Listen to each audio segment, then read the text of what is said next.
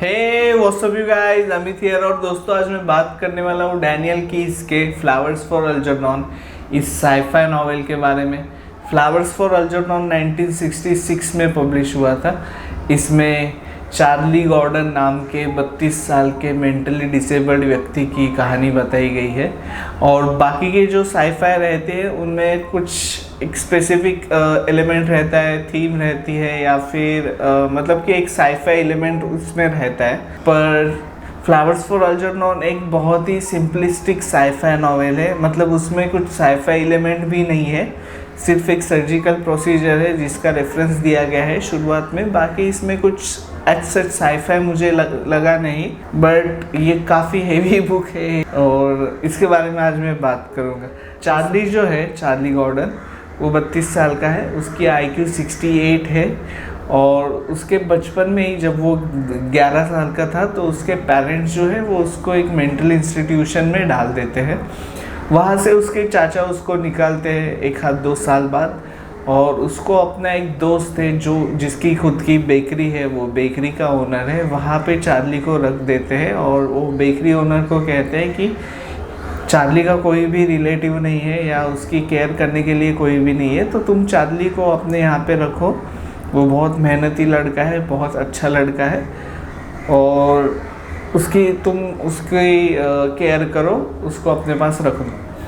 और उसके बाद कुछ सालों बाद चार्ली के अंकल की डेथ हो जाती है और वो बेकरी में ही है बहुत सालों से, वहीं पे वो काम कर रहा है।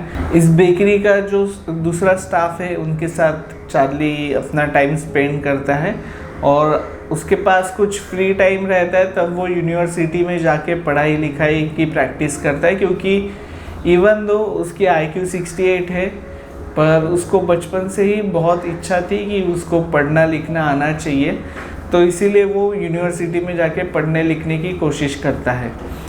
इसी दौरान उस यूनिवर्सिटी के साइकोलॉजी डिपार्टमेंट में कुछ रिसर्चर है, वो एक एक्सपेरिमेंट रन करते हैं कुछ माइस के ऊपर। और उसमें से एक माउस जो है अल्जरनॉन नाम का, उसके ऊपर ये एक्सपेरिमेंट सक्सेसफुल होता है। ये एक्सपेरिमेंट बेसिकली क्या रहता है, तो एक सर्जिकल प्रोसीजर रहती है जिसकी मदद से उस माउस की IQ बढ़ाने की ये लोग कोशिश करते हैं, उसको इंटेलिजेंट बनाने की कोशिश करते हैं, और ये सक्सेसफुल हो जाता है उस अल्जरनॉन नाम के चूहे के ऊपर। और फिर अभी इस एक्सपेरिमेंट को ये जो रिसर्चर है, जो साइंटिस्ट है, वो स्केल अप करना चाहते हैं और ह्यूमंस के ऊपर टेस्ट करना चाहते हैं। वो ह्यूमंस की IQ बढ़ाने की कोशिश करना चाहते हैं। तो चार्ली को वो लोग as a test subject use करते हैं और चार्ली विलिंगली सर्जरी को अंडरगो करता है। इस एक्सपेरिमेंट के बाद उसकी IQ लगभग 200 भी पार कर जाती है, इतना वो इंटेलिजेंट हो जाता है। पर जब उसकी IQ जब बढ़ने लगती है 68 के बियॉन्ड, तब धीरे धीरे उसकी जो सबकॉन्शियस मेमोरीज जो है, उसके पास्ट एक्सपीरियंसेस जो है, वो सब बाहर आने लगते हैं। और फिर इन सब रिविलेशंस के, शॉकिंग रिविलेशंस का क्या इम्पैक्ट होता है चार्ली के ऊपर, और किस तरीके से एक बहुत ही इंटेलिजेंट व्यक्ति जो पास्ट में एक मेंटली डिसेबल था, एक रिटार्डेड व्यक्ति था, रिटार्डेड इन मेडिकल सेंस, उसके ऊपर क्या इफ़ेक्ट होता है, क्या इम्पैक्ट होता है, इसके बारे में बात की गई है। तो मैंने कुछ भी स्पॉइल नहीं किया है। तो चार्ली जो है काफ़ी आउटगोइंग व्यक्ति है, चार्ली को दोस्त बनाना काफ़ी पसंद है, और सभी उसके इर्द गिर्द जितने भी लोग रहते हैं उसे लगता है कि वो सब उसको बहुत प्यार करते हैं। उसकी वजह से, उसके जोक्स की वजह से सब लोग हंसते खेलते रहते हैं, ऐसा चार्ली को लगता रहता था। पर इस एक्सपेरिमेंट के बाद से पता चलता है कि लोग आज तक उसको उसके ह्यूमर के लिए नहीं हंसते थे, तो लोग उसको एज ए जोक देखते थे। और फिर उसका जो नज़रिया है लोगों की तरफ देखने का, सोसाइटी की तरफ देखने का, वो काफ़ी चेंज होने लगता है। और साथ ही में इसमें कुछ साइकोसेक्सुअल चीज़ें भी बाहर निकलती है। बहुत फ्रूइडियन बुक है, जो उसके पास्ट एक्सपीरियंसेस है, उसकी प्यूबर्टी है, उसकी फिज़िकल डेवलपमेंट है, फिज़िकल ग्रोथ जो है, और उसके सबकॉन्शियस माइंड में कुछ फियर्स है, वो सब किस तरीके से उसको इम्पैक्ट करते हैं, ये सब काफ़ी डिटेल में इसमें बताया गया है। किस तरीके से चार्ली डील करता है इन सब चीज़ों से, और फिर बाद में आगे क्या क्या होता है ये सब मैं स्पॉइल नहीं करूँगा। तो इसकी जो राइटिंग स्टाइल है वो काफ़ी जीनियस तरीके से इस बुक को लिखा गया है, मुझे काफ़ी पसंद आई। जब चार्ली को बताया जाता है कि उसके ऊपर वो रिसर्चर्स जो है वो सर्जरी करने वाले हैं, तो उसको बताया जाता है कि तुम एक प्रोग्रेस रिपोर्ट लिखना शुरू कर दो।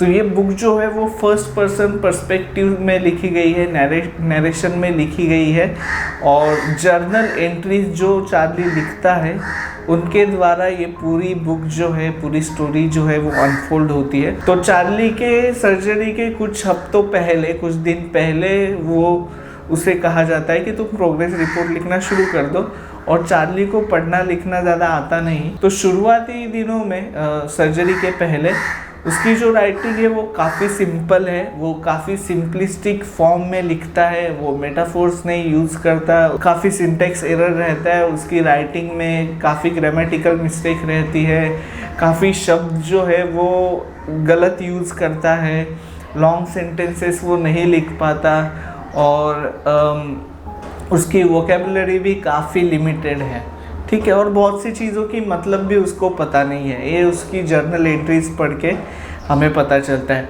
पर जैसे उसके ऊपर एक्सपेरिमेंटेशन या फिर सर्जिकल प्रोसीजर होती है, और धीरे धीरे जो उसकी राइटिंग स्टाइल है वो काफ़ी डेवलप हो जाती है, कि जो इंटेलिजेंस है वो कैसे ग्रो हो रही है मल्टीपल फोल्ड्स, ये हमें उसकी इस राइटिंग से पता चलता है, उसकी जर्नल एंट्रीज से। और डैनियल कीज ने काफ़ी जीनियसली इस पूरे स्टाइल को यूज़ किया है वो कन्वे करने के लिए, उसकी डेवलपमेंट। साथ ही में जिस तरीके से प्रोग्रेशन होता है स्टोरी का, उसकी राइटिंग्स जैसे जैसे और उसकी आईक्यू जैसे जैसे डेवलप होती है, वैसे वैसे चार्ली की जो मेमोरीज है वो भी उसको ज़्यादा ज़्यादा याद आने लगती है, और उनके ऊपर उसका जो एनालिसिस है वो भी बढ़ने लगता है। तो हमें चार्ली के साथ ही हमें भी पता चलने लगता है कि उसकी मेमोरीज, उसकी सबकॉन्शियस माइंड में क्या क्या चल रहा है। तो जिस तरीके से उसकी खुद की पर्सनल डेवलपमेंट होती है, उसी लेवल पे हमें भी पता चलता है कि कौन है चार्ली गॉर्डन और उसकी स्टोरी क्या है। एक और चीज़ जो है कि उसकी आईक्यू इतनी बढ़ जाती है कि स्टार्टिंग में हमें ये जो बुक है चार्ली से रिलेट करना काफ़ी ईजी लगता है हमें, क्योंकि उसकी राइटिंग काफ़ी सिंपलिस्टिक है। पर जैसे उसकी आईक्यू बहुत बढ़ने लगती है और वो बहुत से अलग अलग रेफरेंसेस, चाहे वो हिस्टोरिकल रेफरेंसेस हो, चाहे वो लिटरेरी रेफरेंसेस हो, वो जैसे जैसे अपने राइटिंग में यूज़ करने लगता है उस तरीके से वो बात करने लगता है रिसर्च और साइंस वगैरह इन सब के बारे में। तो हमें पता चलता है कि वो हमसे भी ज़्यादा होशियार हो गया है। तो ये भी काफ़ी मुझे मतलब यूनिक लगा इस राइटिंग के बारे में। जब वो ज़्यादा इंटेलिजेंट होने लगता है तो उसका इमोशनल आईक्यू जो है वो नहीं बढ़ती, इमोशनली जो अटैचमेंट थी उसकी वो सबसे विड्रॉ होने लगता है जैसे जैसे वो ज़्यादा होशियार होने लगता है। तो हमें भी एक्सपीरियंस होता है कि चार्ली हमसे भी काफ़ी दूर जा चुका है इमोशनली, क्योंकि हम लोग भी उसको समझ नहीं पा रहे हैं, उसकी विचार को या उसकी राइटिंग को हम लोग नहीं रिलेट कर पा रहे हैं, ठीक है। तो ये भी काफ़ी अच्छे तरीके से यूज़ किया है। इसमें कुछ थीम्स है और काफ़ी डीप थीम्स हैं। तो इस बुक ने मुझे इमोशनली काफ़ी टच किया। इसका 36 या 37 पेज है। मैं ट्रेन में बैठ के पढ़ रहा था इस बुक को ट्रैवल करते वक्त, तब 36 या 37 पेज मुझे इतना इमोशनली टच कर गया कि मैं ट्रेन में ही रोने लगा। I was not able to hold back my tears, इतना इमोशनल मोमेंट था वो उस पेज पर। और उसकी एंडिंग भी काफ़ी सैड है। तो अगर आप बहुत इजीली डिप्रेशन में जा सकते हो या सैड हो सकते हो तो मैं आपको कंटेंट वार्निंग दूंगा कि ये काफ़ी सैड बुक है। तो इसकी उस थीम से, तो सबसे पहली जो थीम रहती है, तो ऐसे साइफाई में सबसे प्राइमरी थीम तो यही रहती है कि मैन प्लेइंग गॉड। तो इसमें भी जो साइंटिस्ट है, जो रिसर्चर है, वो जो नेचुरल चीज़ जो है, नेचुरल फिनोमेनन जो है, जो काफ़ी नॉर्मल है, उसको चेंज करने की कोशिश करते हैं। और उनको ऐसे लगता है कि अगर वो अल्जरनॉन या चार्ली को चेंज कर रहे हैं तो वो उनकी वो ओनरशिप हो जाती है दोनों के ऊपर। तो वो उस सब्जेक्ट को एक ऑब्जेक्ट में कन्वर्ट कर रहे हैं इस पूरे सर्जिकल प्रोसीजर के द्वारा, और उसके ऊपर ओनरशिप जता रहे हैं। उनको लगता है कि अभी चार्ली और अल्जरनॉन जो है वो काफ़ी ग्रेटफुल होने चाहिए, क्योंकि उन्होंने उनकी लाइफ चेंज कर दी है। और इन ऑब्जेक्ट्स को यूज़ करके ये जो रिसर्चर्स हैं, जो साइंटिस्ट हैं, वो जो एकेडमिया या रिसर्च फील्ड में जो भी हायरार्की है, उसको इन दोनों को एज अ लैडर यूज़ करके क्लाइंब अप करना चाहते हैं। तो ये भी क्रिटिसिज्म है रिसर्च और एकेडमिया के ऊपर, ठीक है।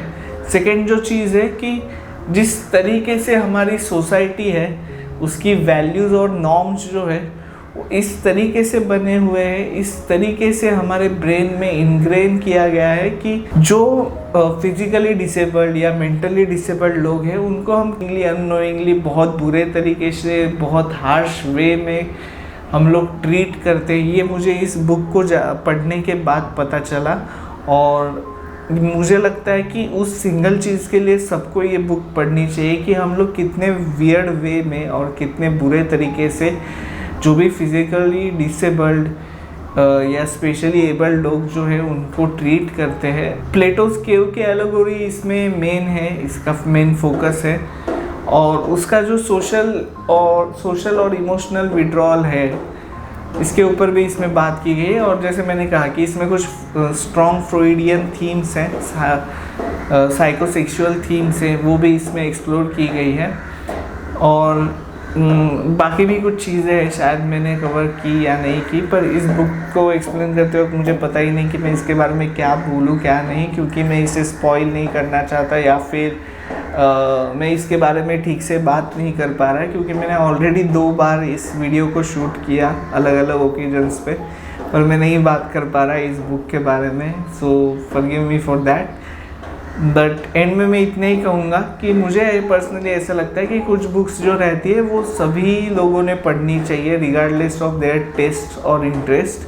तो बस इतना ही, आप इसे ज़रूर पढ़िए। मिलूँगा आपको अपनी नेक्स्ट वीडियो में, तब तक के लिए धन्यवाद।